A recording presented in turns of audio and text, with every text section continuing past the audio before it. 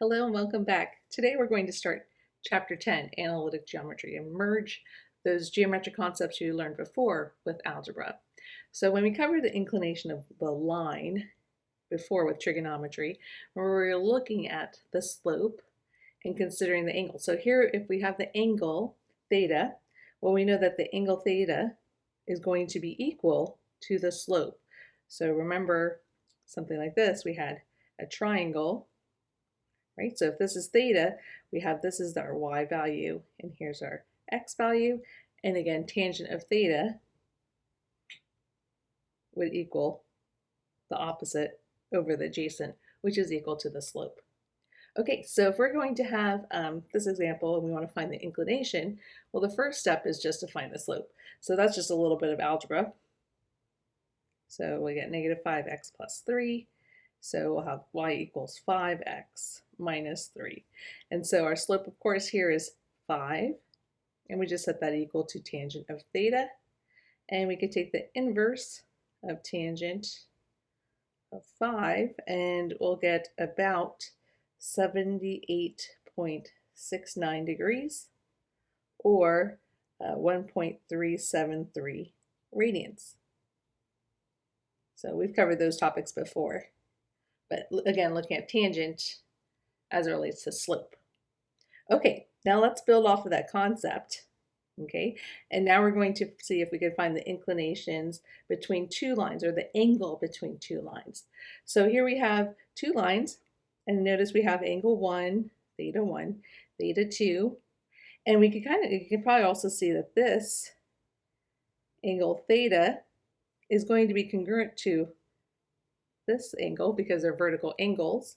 And then let's just draw this over here, and you can see that this exterior angle is going to be equal to theta plus theta 1. So I'm going to write that here. So theta 2 equals theta plus theta 1. And so we could rewrite that. So we could have theta is equal to theta 2 minus theta 1.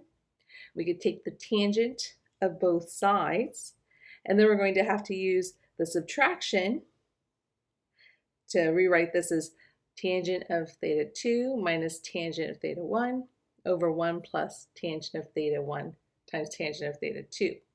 Now remember, we also said in the beginning that the tangent was equal to the slope. So this whole thing here will be equal to the slope of that second line. Tangent of theta 1 will be equal to the slope of the first line. So we could rewrite this, and now we have a pretty easy formula to use if we want to find the slope between two lines. Okay, so let's practice that with this problem. So here we have the two lines. Again, the first step is to find the slope. So for the first line, we'll have negative x plus 4.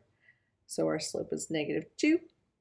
And here, well, I'll just rewrite it, but our slope will be 1. All right here. So since we have 2, I'm just going to label this as M1 and this is M2. All right, so again, we're going to have the tangent of theta will equal the absolute value of negative 2 minus 1 over 1 plus, I'll put just negative 2. So we get negative 3 over negative 1, so just tangent of theta equals 3.